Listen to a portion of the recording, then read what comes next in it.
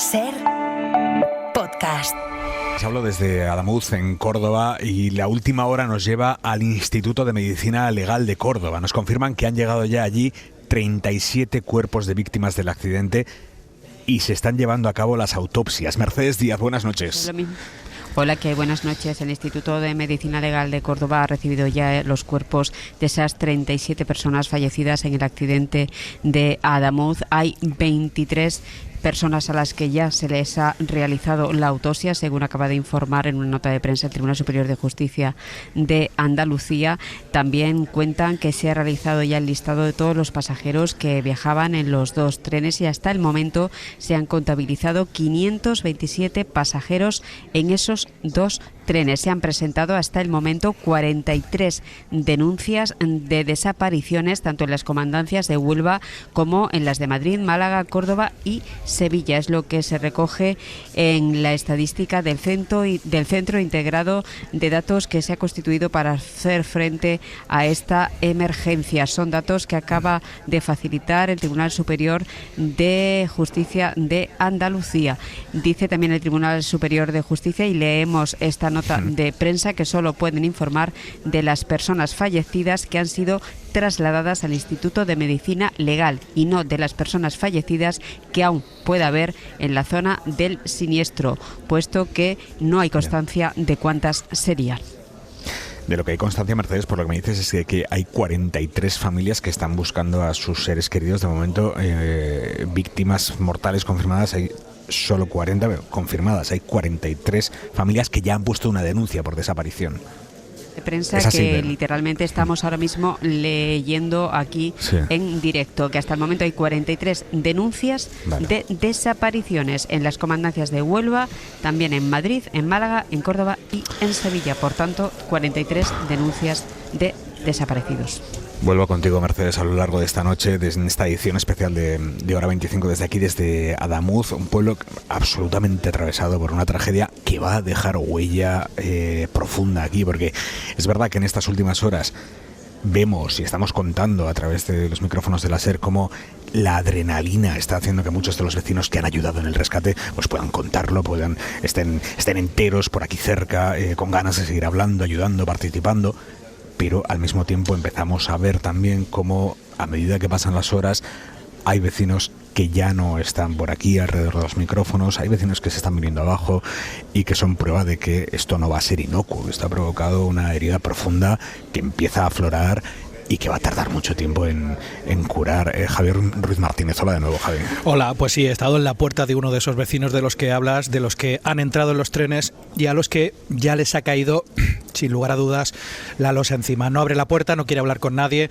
Su amigo, que es el que me ha acompañado a la puerta, me ha dicho que lo intente mejor mañana, que a lo mejor mañana está mejor, pero todo el mundo, sus familiares, sus amigos, sus vecinos, me dicen ya, sabemos que va a necesitar hablar sobre la noche, como mínimo con un psicólogo. No es ni el del Quad, que se ha hecho famoso esta mañana, no es ninguno de los que ha salido en los medios, solo sabemos de él su apodo, el Moreno, y así hemos llegado a su casa. Está dentro, pero no le abre a nadie, y la razón es una historia muy pequeña, muy sencilla. Estuvo sacando personas, 15 en total, hasta que, como nos ha contado su amigo, encontró a una niña que tiene exactamente la misma edad de su hija. Dice, ahí se quebró, se tuvo que apartar de todo, se ha metido en su casa y de ahí no sale. Son muchas las personas que dicen, no he vuelto a ir después de anoche, ni pienso volver a ir nunca más en mi vida. Me contaba uno en la puerta de la Almazara de este pueblo, llevo todo el día llorando, me ha dicho la estanquera. Muchos que cuentan en primera persona, como te digo, lo que han vivido, los que fueron a la zona del accidente, todos repiten la misma sensación, como dices,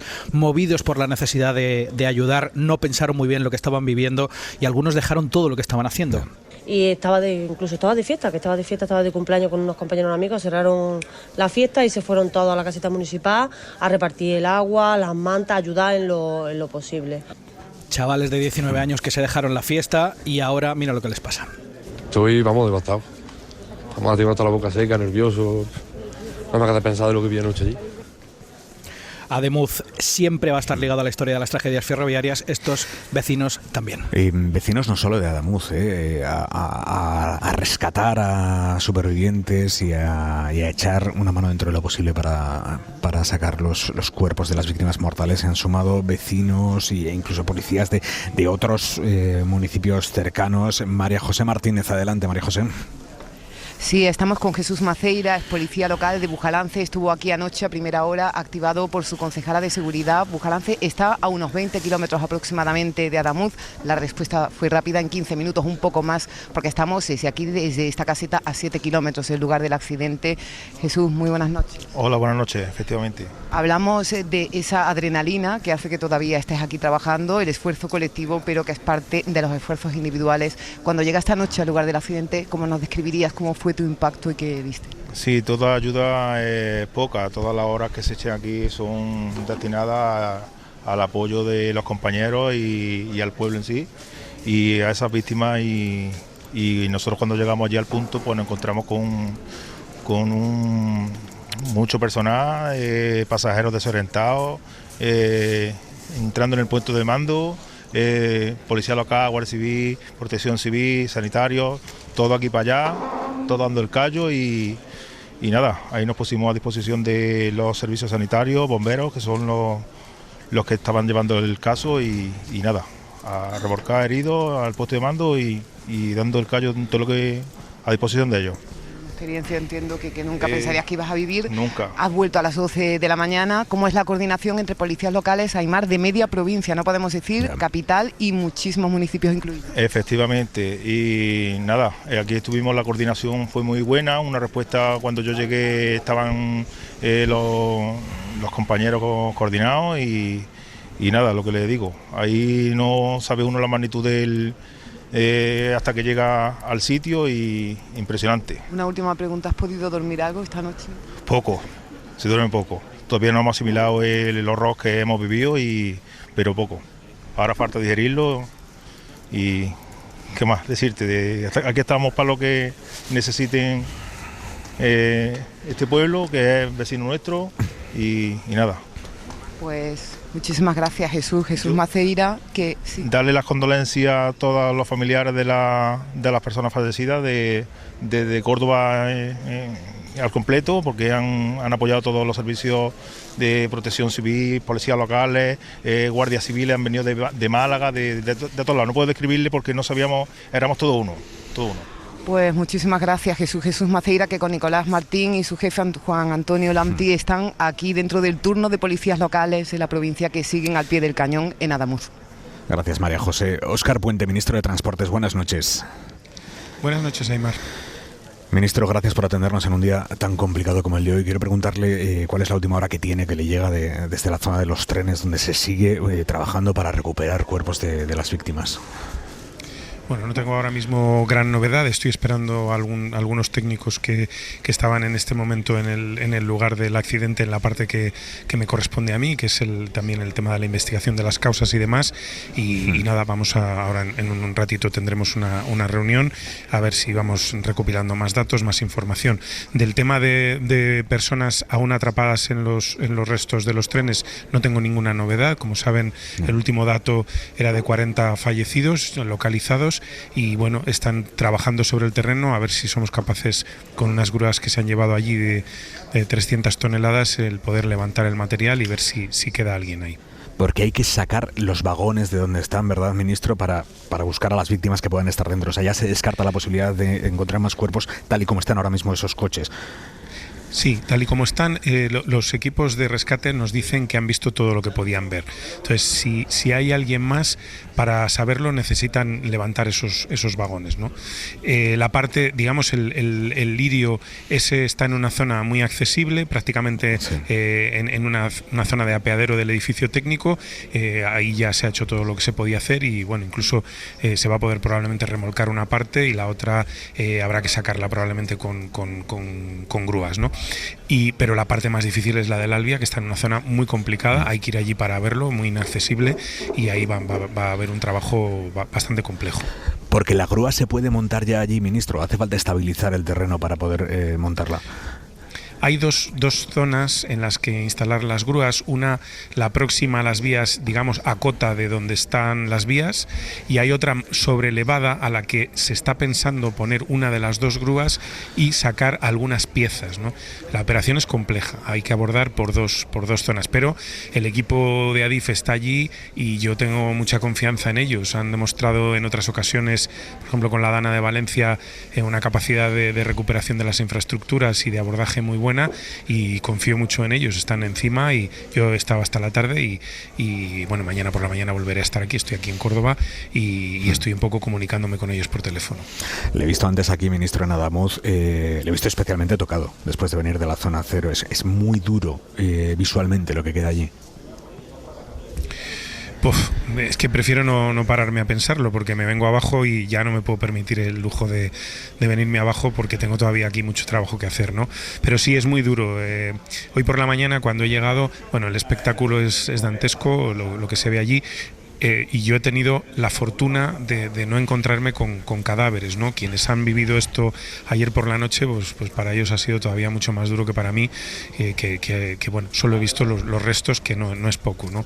Y bueno, luego pasan las horas, después de estar unas cuantas horas allí con la adrenalina por las nubes, tratando de entender y de averiguar qué es lo que ha pasado, pues luego hay un pequeño parón y se te viene del mundo encima, y es ese momento en el que he bajado con el presidente y con la vicepresidenta y el presidente de Andalucía, etcétera, y bueno, pues no puedo ocultar que estoy muy triste y estoy pensando sobre todo en la gente que ha perdido la vida. No puedo decir otra cosa. Sobre lo que ha pasado, ministro, ¿empiezan a tenerlo un poco más claro? ¿Hay alguna hipótesis que vaya ganando peso a medida que pasan las horas o todavía no? Vamos a ver, no. Y esto lo quiero decir primero quiero dejar una cosa clara. Las víctimas se merecen la verdad. Nosotros no vamos a andar con tonterías ni vamos a tratar de escurrir ningún bulto. Es decir, aquí vamos a ver qué es lo que ha pasado con todas las consecuencias, ¿no? Y contarles a la gente la verdad, lo que ha sucedido. Por tanto, no tenemos ninguna razón para ocultar nada. Esto que quede claro. Segundo, quiero dejar claro también que todo lo que se diga en estas horas es en el terreno de la especulación, ni siquiera de la hipótesis. Hoy hemos estado hablando con los técnicos que están allí sobre el terreno investigando y delante de mí, del presidente del gobierno, del presidente de la Junta de Andalucía, lo que nos han dicho es que en esta fase están recopilando datos y que no estarán en condiciones de establecer una tesis hasta pasado un cierto tiempo. He leído, por ejemplo, que he visto fotos de una rotura de carril. Claro que hay carril roto en un punto, en un montón de puntos, y hay un punto inicial en el que se cree que es donde se produce el descarrilamiento. Pero quiero aclarar una cosa para información general, ¿no?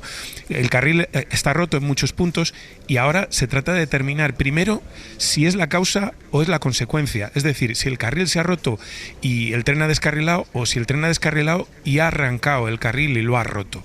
Y esto no es baladí y no va a ser tan rápido ni tan sencillo, entre otras cosas porque probablemente haga falta mandar al laboratorio carril y ver qué es lo que ha pasado. Estamos hablando de piezas de acero macizas, de un tremendo grosor, y que no se rompen así como así. Por tanto, las fuerzas que han tenido que actuar ahí han tenido que ser potentes y hay que determinar qué es lo que pasa. Por tanto, es que en este momento no se puede anticipar, ¿no? No se puede descartar nada, no se puede descartar ni el material rodante, ni la infraestructura, ni vamos a descartar nada hasta que no tengamos realmente una hipótesis sólida de qué es lo que ha sucedido. Y cuando la tengamos, que nadie tenga ninguna duda, daremos toda la información. Iremos poco a poco. Hoy hemos contado las cosas que vamos sabiendo. Sabemos que no había exceso de velocidad, o eso es lo que creemos en este momento a partir de los datos iniciales. Sabemos que se hace es un descarrilamiento por cola, por tanto muy extraño, en una recta, y con la mala fortuna de que en ese momento concurría otro tren en dirección contraria, y pasa lo que pasa, que si no probablemente no habría habido ninguna víctima, probablemente habría habido heridos leves, ¿no? Pero este ha sido el infortunio. En todo caso, todo lo que vayamos sabiendo, que se pueda contar, que no conduzca a confundir a nadie, lo iremos contando, y cuando haya de verdad una tesis sólida la comunicaremos. Mientras tanto, de verdad, invito a la gente a que no crea más que lo que le decimos desde los canales oficiales, porque el resto lo único que hace en este momento es especular. Ministro, de esas distintas roturas de las que me habla en la vía, ¿hay alguna que sea distinta al resto? ¿Hay alguna que por su naturaleza sea compatible con el desgaste o algo algo parecido que no sea, digamos, provocada por el descarrilamiento de uno de los trenes? No, a ver, vamos a ver. Bueno, me estoy adentrando ya en un territorio, el técnico, que es muy vidrioso, ¿no? Y más, hay 40 muertos de momento, ¿no? Por lo tanto, hay que ser muy cuidadoso con lo que uno dice. Pero roturas hay muchas. Tengan en cuenta que hay 200 metros de vía que están levantados, retorcidos, etcétera. Por lo tanto, hay muchas roturas. Ninguna se parece a las otras, ¿no? Sí que hay una primera rotura, que es la que parece que nos indica el punto en el que el tren ha descarrilado. Eso es lo que sabemos. Y es una rotura que tiene algunas similitudes con otras que hay más adelante. Pero hay que determinar qué es lo que ha pasado ahí, por qué se rompe el carril, si es, como digo, la causa o el efecto. Sí anticipo algunos datos que sabemos. Por ahí han pasado 3 trenes antes que este en un lapso de 20 minutos, inmediatamente anterior, y no han tenido ningún problema. Al menos que nosotros sepamos, ¿no? Hemos incluso examinado nuestros trenes para ver si había algo en los trenes que nos indicara que había algún problema en la vía. No ha habido nada, no ha habido ningún reporte de los maquinistas. El propio maquinista del Lirio, la primera llamada que hace, tampoco sabe muy bien qué es lo que ha pasado. Habla de un enganchón, he tenido un enganchón. Es decir, no hay nada que nos diga que el carril pudiera haber estado roto antes de que pasaran los trenes, porque han pasado. Entonces, no tenemos elementos que nos indiquen en este momento qué es la causa. Ahora hay que investigar, hay que ver qué es lo que ha pasado ahí. Esa rotura, ministro, la primera de la que estamos hablando, ¿es en un carril o es en la eclisa, en esas uniones de carriles? No. Es en el carril. Es un carril, el carril derecho en concreto, el que en un punto tiene una rotura muy grande, vamos, es una rotura, ahí se han ejercido unas fuerzas tremendas, vamos. Ministro, en ese tramo de vía, Adif había notificado varias incidencias en los últimos meses sobre señalización del tramo, sobre los problemas en la catenaria. Hay quien está vinculando esas incidencias con este accidente. ¿Eso es posible, ministro?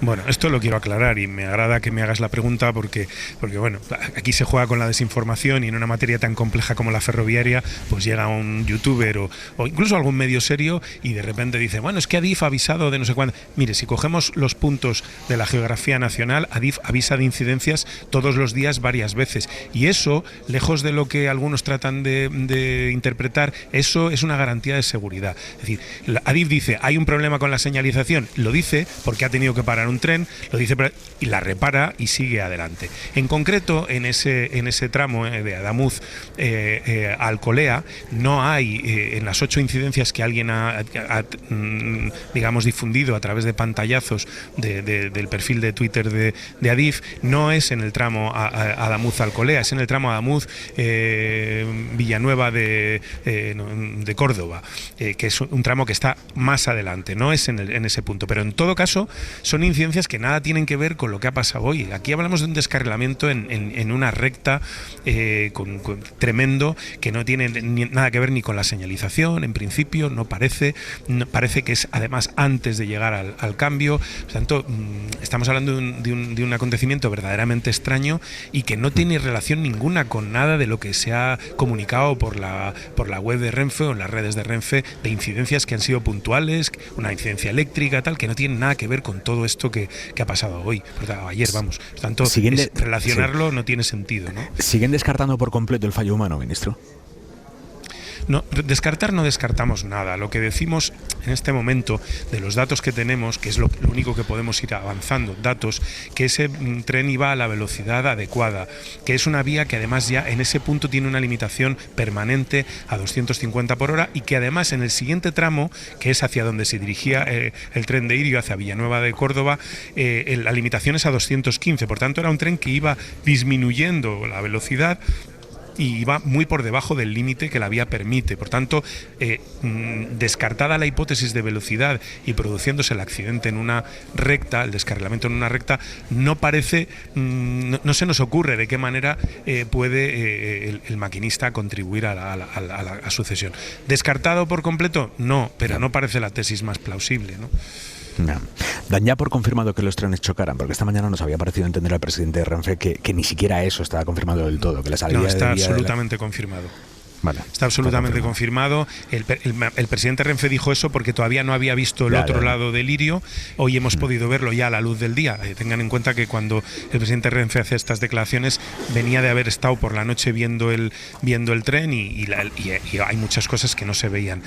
Hoy por el día hemos visto y ya hay documentación gráfica del otro lado del tren de Irio y hay un impacto clarísimo a partir del coche 6, si no me equivoco. ¿Es factible que fallara el tren, ministro? O sea, teniendo en cuenta que había pasado una revisión 3 días antes, ¿es factible que fallara algo en el tren? Es que, vamos a ver, es factible, no es descartable. No. Es muy difícil de creer. Sí, es un tren nuevo, es un buen tren, es un tren que pasa en principio, no, por lo que Irio dice, y no tenemos motivos para dudar, aunque la investigación aclarará, que pasa sus revisiones periódicas. El que haya pasado una revisión hace 4 días, pues no nos indica nada más que, bueno, pues que está siguiendo sus revisiones periódicas, porque todos los trenes pasan unas revisiones periódicas, ¿no? Algunas menos intensas, otras más, pero en fin, ¿eso descarta que el tren haya podido tener un fallo? No, simplemente nos hace dudar. Pero es que de la infraestructura podemos decir 3/4 de lo mismo. Es que en esa línea acabamos de invertir 700 millones de euros. Cuando se dice, no, es que no hay conservación, no, es que esa línea está renovada por completo. Empezamos el año 21 y estamos a punto de concluir ya con la migración del sistema de seguridad LZB al RTMS. Pero la inversión prácticamente está concluida. Y en ese punto concreto, en la zona donde se produce el accidente, las obras acabaron en mayo del año pasado. Entonces, una vía renovada. Y no está tan nueva. Sí, en ese tramo, ministro, ¿qué se cambió? ¿Se cambió todo?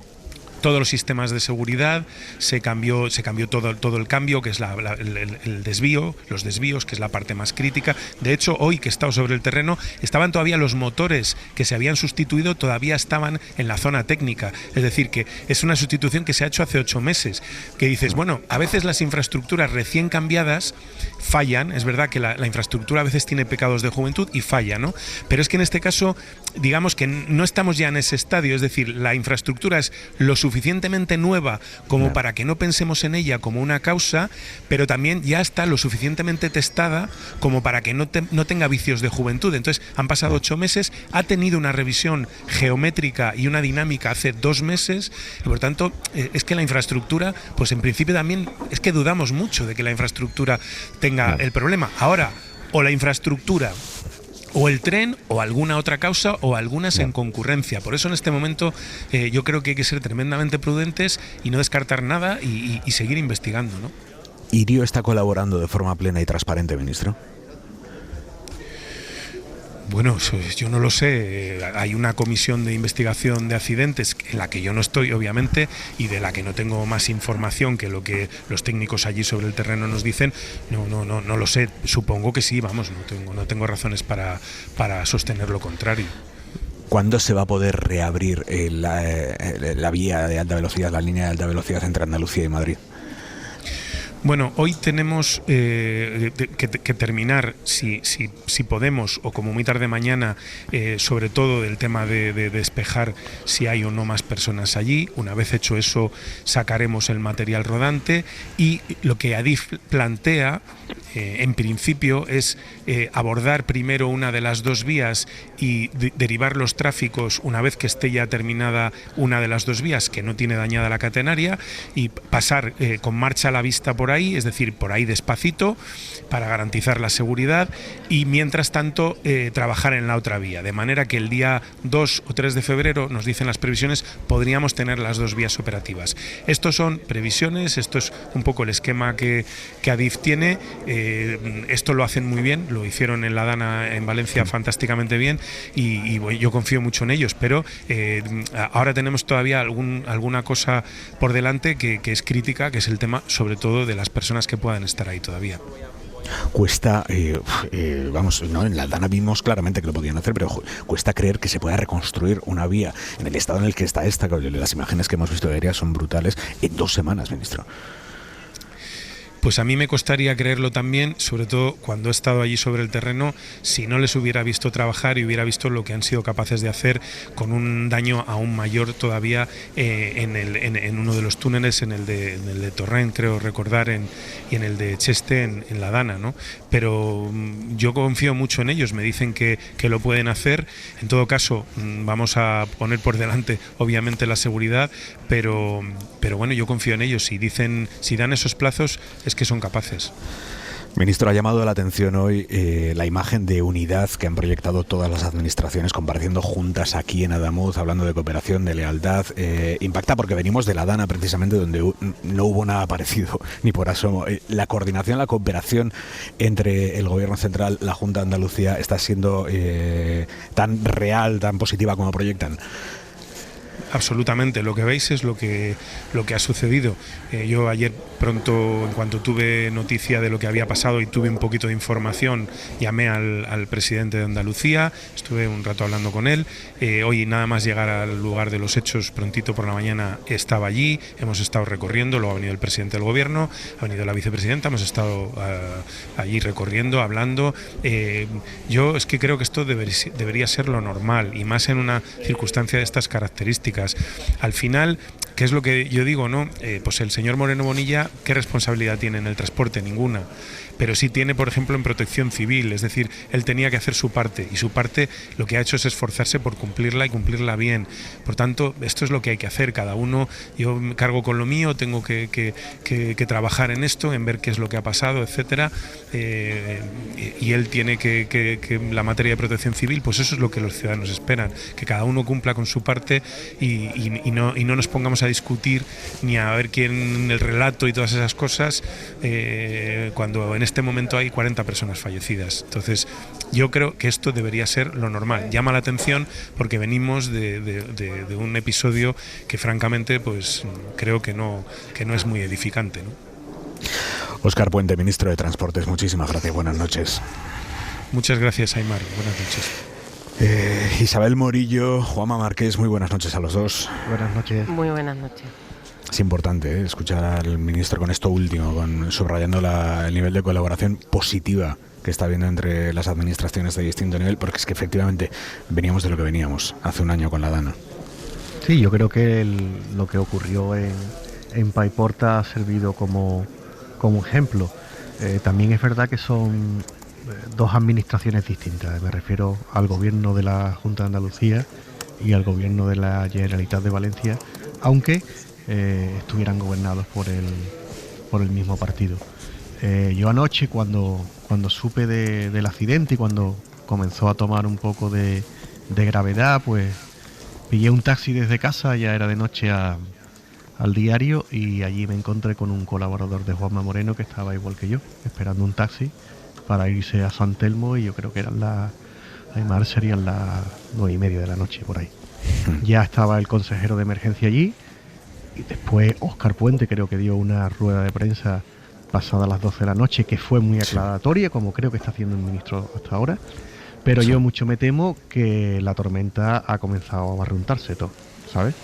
¿Lo crees? Ya he escuchado hoy unas declaraciones de Feijóo quejándose de que el presidente del gobierno no le ha informado, y ya me estoy calculando que cuando vayan pasando los días y un poco este dolor tan trágico, porque no sabemos siquiera todavía cuántos muertos son, pues comenzará la batalla política.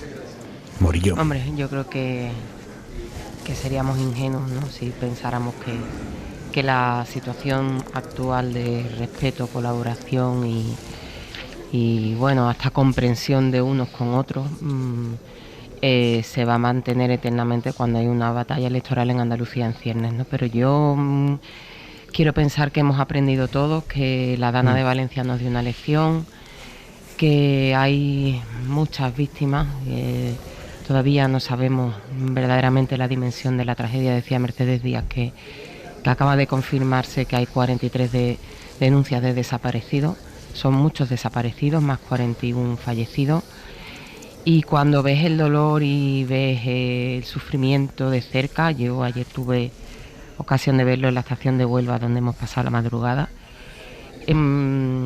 de verdad que lo que pides es lo que hemos visto hoy: lealtad institucional, respeto, colaboración, el compromiso de llegar hasta el fondo de las causas que han ocasionado esta tragedia, que se depuren responsabilidades si es que es lo que debe de ocurrir, que yo creo por supuesto que sí, transparencia, y esas familias que siguen sin saber dónde están sus hijos, sus primos, sus hermanos,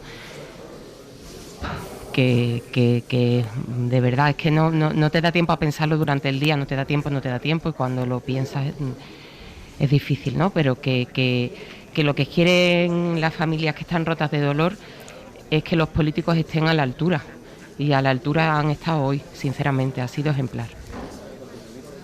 Estas son las palabras de Feijóo a las que hacía referencia Juanma Márquez. Yo no he tenido ninguna información del gobierno, ni directa ni indirecta. El gobierno no nos ha dado ninguna información. La información que tenemos es a través de la Junta de Andalucía y a través de ustedes. Es verdad que ahí hay un primer, ¿no? enseña una vía de oposición. Sí. No, hay que esperar unas pocas horas, y ahora vendrá Vox apretando, porque en este país tú sabes, Aymar, que hay gente que sabe cuál es la causa del accidente antes de que hubiera ocurrido. Claro. Porque le guía su ideología. Incluso periodistas, que ya saben. Bueno, ¿por qué? Porque ideológicamente habrá que marcar. Todavía están un poco en estado de shock, ¿no? Todavía no saben cómo marcar este debate, pero seguramente mañana y pasado ya lo iremos viendo, ¿no? Se culpará al gobierno con o sin razón. No digo yo que el gobierno no tenga culpa, yo no sé lo que ha pasado todavía allí, pero que desde luego van a ir dirigidos contra ellos. Y lo de Feijóo, hombre, me parece un poco, me parece una queja que hoy es gratuita, cuando ha habido tan buena sintonía entre Juanma Moreno y el presidente del gobierno. Y sobre todo porque el presidente de la Junta de Andalucía ha eludido en su ronda de entrevistas interminables a lo largo del día todo ese tipo de preguntas que buscaban llevar a la confrontación, a la denuncia de incidencias anteriores, al mal estado de la infraestructura. En fin, él todo el tiempo ha contestado: hoy no es el día de eso, hoy no es el día de reproche. Entonces, el líder de la oposición, presidente del PP, no creo que tenga que venir a marcar el discurso del presidente de Andalucía. Y me parece que el presidente de Andalucía haría mal en dejarse marcar ese discurso. Otra cosa que ponga su número 2, 3 o 4 a seguir esa estrategia que ha deslizado hoy el PP de Feijóo. Pero sinceramente confío en que no sea ese el camino. Fernando Pérez Monguio, jefe de informativos de la SER en Andalucía. Fernando, hola de nuevo. Hola, ¿qué tal? ¿Cómo lo interpretas tú? Bueno, a mí me cuesta pensar con el dolor, la zozobra, la angustia que estamos viviendo en la jornada de hoy, tanto aquí como en Córdoba, en el centro cívico, con la fotografía del espanto que están sufriendo los familiares. Me cuesta pensar hoy, a día de hoy, que se vaya a romper esa imagen de colaboración y lealtad institucional, pero al mismo tiempo coincido con Morillo que es un ejercicio de auténtica candidez pensar, y sobre todo insistiendo después de las declaraciones hoy, yo creo un poco desafortunadas de Feijóo, que no nos vayamos a encontrar con una exigencia de responsabilidades inmediatas y de falta de información, y de intentar conocer antes de tiempo la investigación que evidentemente tendrá que tener su tiempo, ¿no? para llegar a las conclusiones oportunas. La experiencia nos dice que habrá confrontación, que no podemos confiar en el clima que estamos viviendo hoy, pero insisto, hoy, a día de hoy, con lo que estamos viviendo aquí, en este pabellón, cuesta pensar en eso. En este pabellón en el que vemos, Fernando, los restos de la solidaridad. Aquí hay muchísimas mantas, muchísimos abrigos, colchones, alimentos que trajeron anoche los vecinos de todo el pueblo, cuando esto era un lugar muy delicado. Aquí se estaban haciendo los cribados, el triaje de los heridos. Nos decía en la ventana de Andalucía el portavoz de la comandancia de la Guardia Civil en Córdoba que no nos podemos imaginar lo que se vivió anoche. Y cuando entras aquí en el pabellón y ves no sé cuántas puede haber, centenares de mantas y de comida que han traído los vecinos de un pueblo de 4.000 habitantes, y lo que tú decías, ¿no?, de que cómo el pueblo ha asumido esta tragedia como si fuese suya, ¿no? Resulta increíble, ¿no? Es una esperanza, ¿no?, una reconciliación con el ser humano, ¿no?, ver cómo la gente se ha volcado, ¿no? Son las 9:30 de la noche, las 8:30 en Canarias. Juanma Moreno, presidente de la Junta de Andalucía. Buenas noches, presidente. Muy buenas noches, Aymar. Gracias por atender la llamada de la SER. Presidente, el último balance que tenemos de víctimas mortales es de 40, pero están pendientes todavía de poder retirar ese amasijo de hierros de los vagones del Albia, quitar esos vagones y ver qué hay ahí. Entiendo que se temen lo peor. Bueno, hay algún dato para la esperanza que ahora mismo nosotros el número de denuncias que nos pasa la información que nos pasa la Guardia Civil, el número de denuncias de desaparecidos ahora mismo está en torno a, son 40, ¿no? 40 denuncias por desaparecidos y ahora mismo tenemos 40 fallecidos. Eso nos podría llevar, es verdad que no todo el mundo denuncia la desaparición, pero nos podría llevar a que quizás pensáramos que hay menos víctimas de las que en un primer momento podíamos pensar, ¿no? 43 familias nos dicen a nosotros que han denunciado la desaparición de sus seres queridos, presidente. No sé si tenemos el mismo dato. No tenemos el mismo dato. Nosotros lo que nos ha trasladado la propia Guardia Civil son 40. Son 40. Vale. O sea, que es verdad que ahora hay mucho. Pues ese sería un escenario muchísimo mejor, desde luego. Desde luego sería mucho más positivo. No sabemos lo que puede pasar. Es verdad que durante todos estos días, estas 24 horas no hemos temido lo peor, pero quizás, porque no pensarlo, igual no haya ninguna víctima más allí, sería lo deseable, ¿no? Pero bueno, vamos a esperar a que se levanten esos vagones y veamos exactamente qué hay detrás, ¿no? Presidente, usted ha estado allí, ¿cómo definiría esa imagen? ¿Cómo están esos vagones? Bueno, esos vagones están, especialmente el vagón 1, donde estaba el maquinista, y el vagón 2 están destrozados, es un absoluto amasijo de hierro. De hecho, prácticamente, yo diría casi la totalidad de los pasajeros que iban, prácticamente están fallecidos, ¿no? Porque el impacto fue brutal. Y después yo la noche de ayer, que llegué y todavía desgraciadamente estaban las personas no fallecidas, estaban allí esperando a que, pues, lógicamente se identificaran, y el impacto fue brutal, ¿no? Porque había personas que habían salido por la ventana, lanzado decenas de metros del impacto, ¿no? que tuvo, ¿no?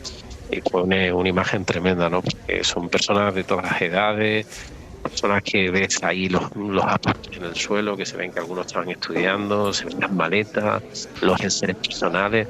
En fin, ahí tomas conciencia de la destrucción y de las vidas rotas que ha supuesto este accidente para, desgraciadamente, 40 familias por ahora. ¿Qué sabe de los heridos, presidente? Porque la atención sanitaria a los heridos es competencia de la Junta de Andalucía. ¿Qué sabe de ellos, sobre todo de los que están más graves, que nos venían preocupando, en especial en las últimas horas? Pues bueno, por ahora las cosas van razonablemente bien, porque siempre cuando hay heridos en este tipo de accidentes, lamentablemente algunos suelen fallecer en las primeras 24 horas, ¿no? Bueno, pues tenemos que decir que eso afortunadamente no ha sido así, sino que se ha dado de alta a 7 personas y tenemos ahora mismo ingresados 41. Y de esos 41, pues 36 son adultos y después hay 5 niños. Uno de ellos está en la UCI, 12 de ellos están en la UCI, con pronóstico lógicamente grave, pero con una evolución en líneas generales, digamos, positiva, ¿no? En estas cosas hay que ser muy cauteloso porque puede dar un giro en cualquier momento, ¿no? Pero por ahora, estas primeras 24 horas que yo personalmente tenía mucho miedo a que algunos de los accidentados pudieran fallecer, pues afortunadamente no han fallecido, y lejos de no fallecer parecen que funcionan bien, ¿no? Nos ha atravesado especialmente, presidente, la historia de la familia de Aljaraque, esta familia de la provincia de Huelva, que ha muerto el padre, ha muerto el hijo, ha muerto el sobrino, a la madre la están buscando todavía, a no ser que usted me diga que tiene información más actualizada, y la única superviviente es una niña pequeña de 6 años que estuvo toda la noche bajo custodia de un guardia civil y que ahora ve como es que su familia entera se ha muerto. No, es terrible, ¿no? Esa historia que la conocimos ya ayer, empezamos a conocerla. Te das cuenta, ¿no? En un tren viaja la vida, ¿no? Y viaja la sociedad, ¿no? Y la sociedad que son familias, son abuelos, son personas embarazadas, son jóvenes, y al final hay familias enteras, ¿no? Y esta en concreto es dramático completamente, la desaparición de una familia al completo.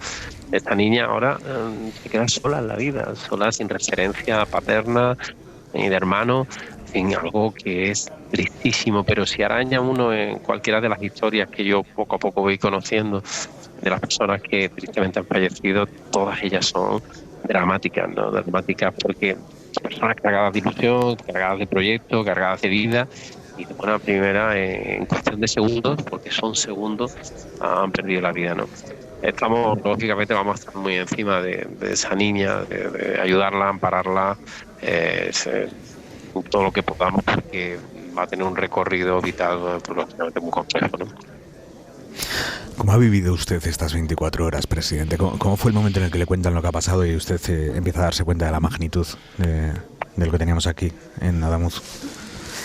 Pues la verdad que, bueno, yo paso escasamente 15-20 minutos por el mismo sitio, en un AVE y en un airo, fíjate, el mismo.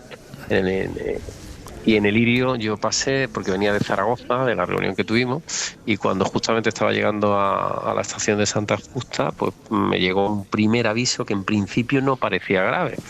Y bueno, pues yo empecé a llamar a mi consejero de presidencia, que lleva la competencia de emergencia, y me dijo que bueno, que había descarrilado un Irio, que no se sabía lo que había pasado. Bueno, empezamos a ver imágenes de algunas personas en los vagones, y bueno, a partir de ahí me fui a mi casa y me senté, seguí con la conversación hasta que vi que en efecto esto era bastante más grave de lo que parecía, y entonces pues, decidí esa misma noche irme para allí, ¿no? Y cuando llegué a la zona cero, la verdad que el impacto ha sido terrible. Cuando llegué a la zona cero fue terrible. Hay imágenes ahí que no se me van a olvidar nunca, ¿no? Porque había muchos cadáveres de edades distintas, en fin, una sensación, ¿no? Terrible, ¿no? La verdad que horrible. ¿Cómo describiría, presidente, la reacción de los servicios de emergencia, de los cuerpos de seguridad, de los vecinos, los voluntarios que desde aquí, desde Adamuz y de los pueblos cercanos se sumaron corriendo a intentar rescatar a los supervivientes y a colaborar en la extracción de los cuerpos de las víctimas? ¿Cómo describiría eso? Bueno, yo lo describiría como que afortunadamente la sociedad es mucho más bonita, ¿no? Yo creo que un pueblo expresa su ternura a través de la solidaridad, ¿no? Y se demostró en Andalucía, España en general, un pueblo tierno, ¿no? Y solidario, ¿no?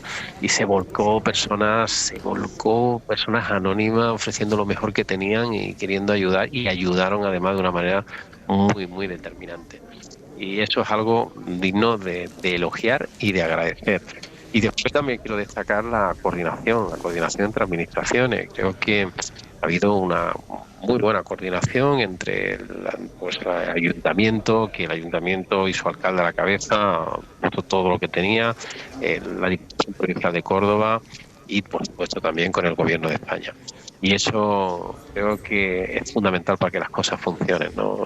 Cuando ocurren cosas, debería de ser siempre, ¿no? Pero cuando ocurren cosas como esta, la cooperación, la coordinación, marcar las prioridades, creo que debe ser ejemplar, ¿no? Y creo que se ha hecho las cosas razonablemente bien, ¿no? Dentro del desastre, ¿no? Que desgraciadamente estamos viendo. Esa coordinación, esa cooperación entre el Gobierno de España y la Junta de Andalucía está siendo total y positiva. Ha sido muy importante la imagen que hemos visto hoy aquí en Adamuz de todas las administraciones juntas proyectando esa unidad en un momento como este, sobre todo porque, usted lo sabe bien, veníamos de otra cosa completamente distinta hace un año en La Dana, y por eso hoy la imagen ha tenido su relevancia.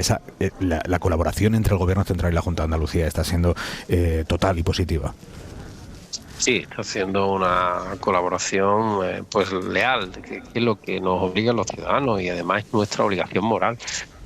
Cuando tenemos una situación de catástrofe como la que estamos viviendo, los gestores públicos tenemos que empujar en la misma dirección. Llegamos siempre mucho más lejos y mucho más rápido si vamos juntos.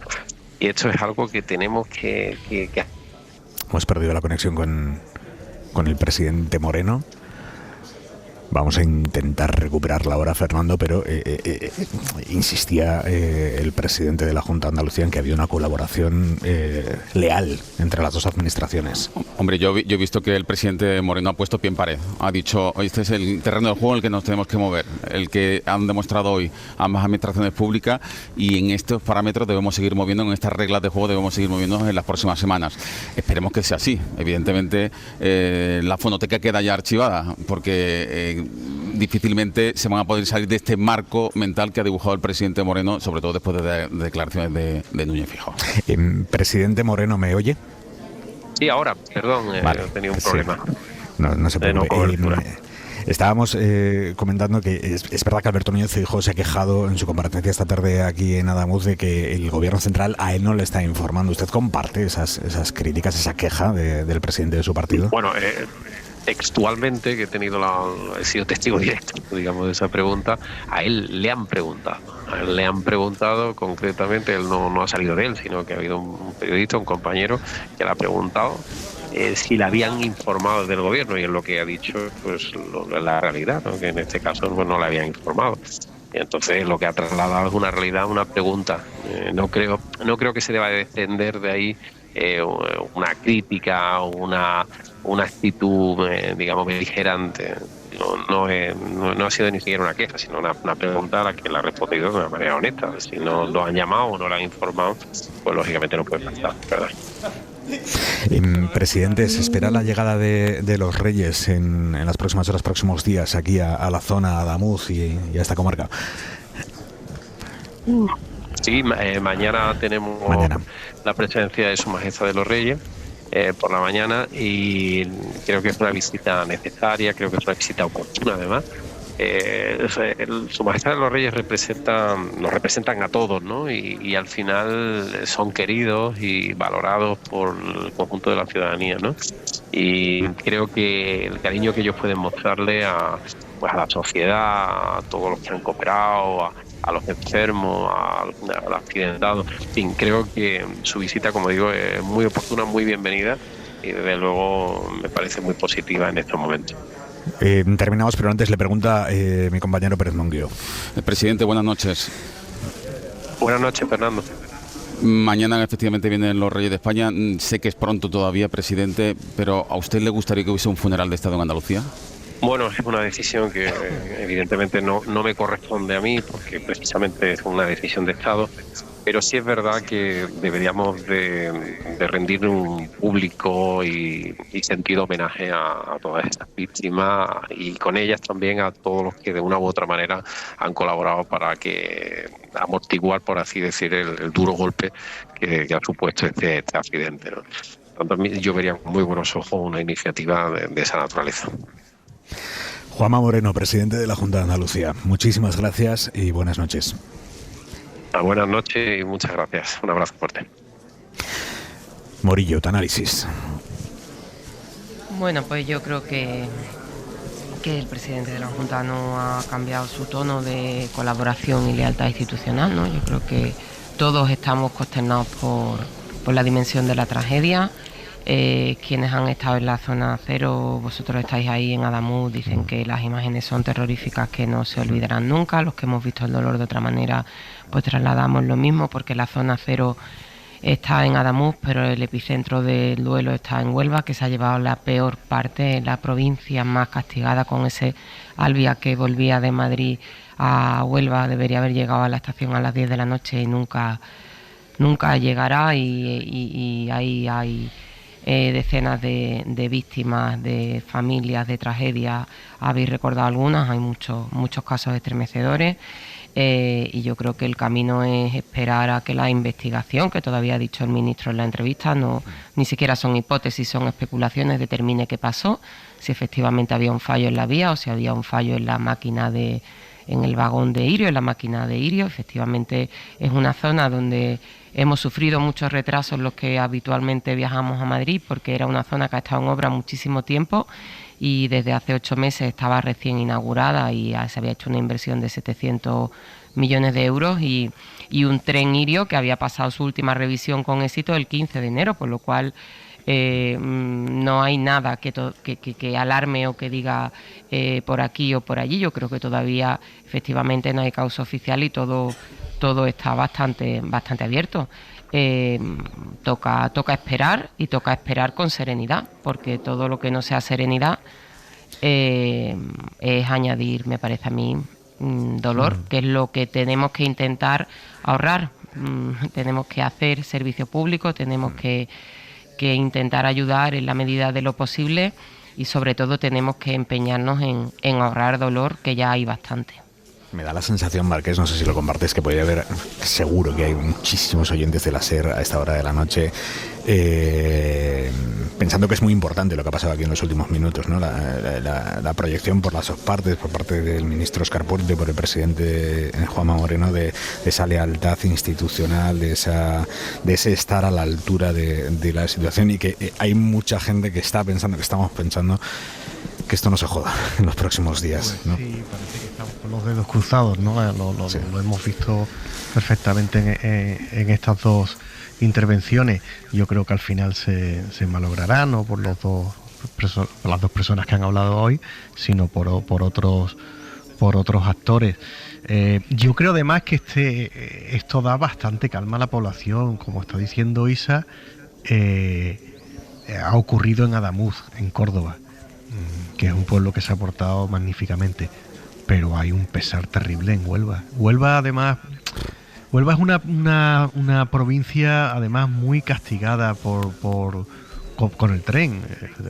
Ir a Huelva en tren es casi un castigo, casi se tardaba menos tiempo en bicicleta. Afortunadamente hace unos meses se aprobó ya un proyecto para hacer la línea de alta velocidad, pero que hayan coincidido este desastre en la Albia que iba a Huelva con esa condición. Me contaba a mí una persona que está allí, dice: mira, esto ha sido como un accidente, como un Ferrari contra un Fiat Tipo. Total. El Ferrari era el Irio y el Fiat Tipo era el Albia, que es un tren que no es de alta velocidad. En el Irio, me decía esta fuente, hay que matizarlo, pero puede ser así, se han encontrado 5 muertos. Todos los demás son del Albia, y posiblemente la mayoría de ellos con destino a Huelva. Así que imagínate el pesar tan grande en esa ciudad y en esa provincia, ¿no? Es que cuesta hilvanar un discurso, sobre todo cuando empiezas a conocer las historias humanas. Son 43 desaparecidos en Huelva, en Málaga, en Córdoba y en Sevilla. La mayoría en Huelva, pero insistimos, Málaga, Córdoba, Sevilla, Madrid. Y no podemos hacer esa suma de 43 más 40 muertos, porque hay muchos de los muertos que no están identificados. Cuidado, porque estoy viendo también una suma que no corresponde con la realidad, ¿eh?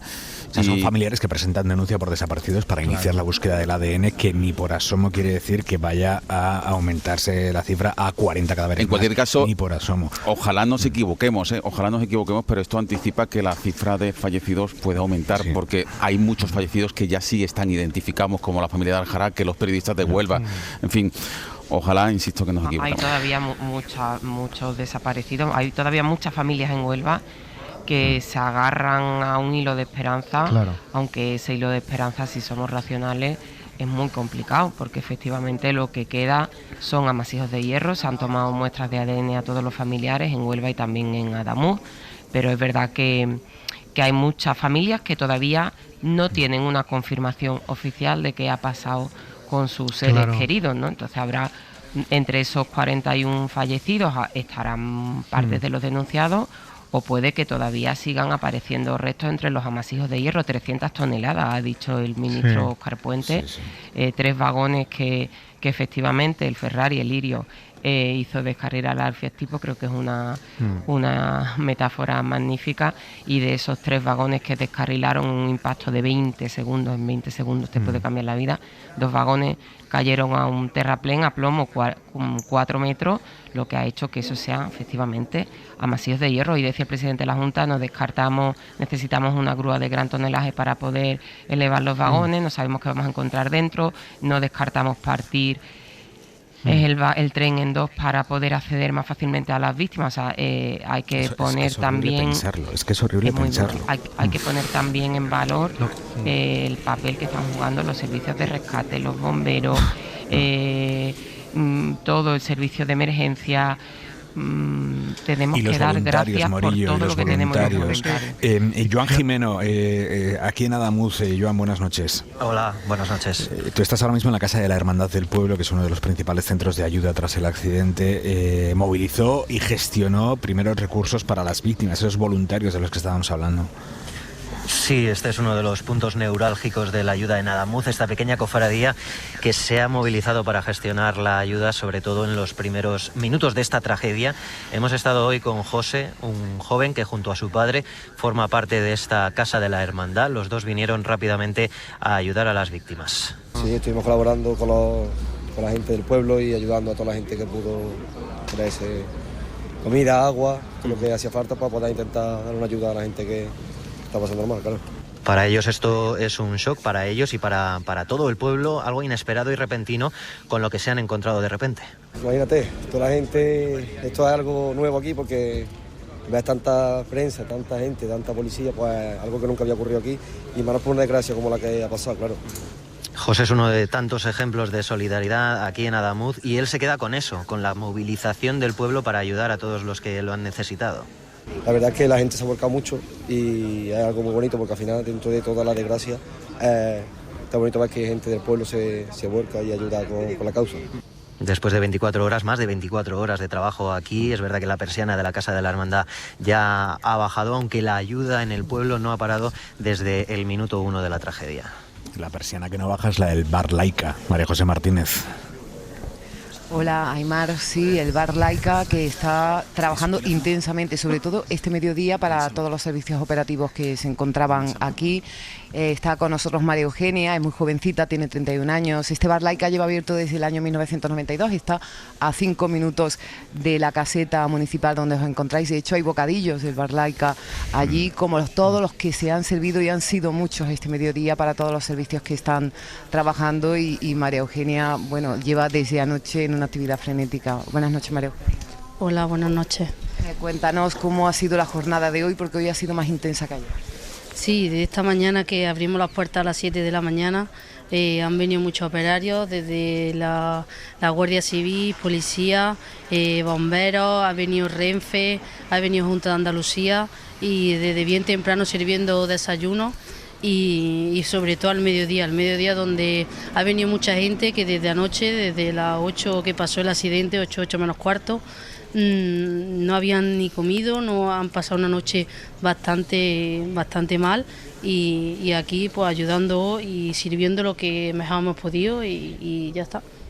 Hace mucha comida a domicilio, el Bar Laica. Anoche os sorprendió todo lo que ocurrió y cómo se llenó el pueblo inmediatamente de personas. Nosotras estábamos preparadas porque justamente entre 8 y 8 y media empezamos a servir comida a domicilio y justamente empezaron sirenas, bomberos, Guardia Civil, ambulancia. En mi vida, yo tengo 31 años y yo en mi vida he visto este volumen de gente. Sí es verdad que ha sido una tragedia muy grande, pero es increíble la cantidad de gente que ha pasado para abajo, porque yo estoy justamente en el camino hacia donde ha sido el accidente y la gente cómo pasaba, cómo corría, cómo estaba ahí, que eso es de admirar, la verdad que sí. Y además también le dais el cariño a la gente, porque claro, es que un poco de afecto, la persona que te está sirviendo esa comida, que puede que no hayas comido desde hace tantísimas horas, esa conversación, ¿cómo han sido las conversaciones con él?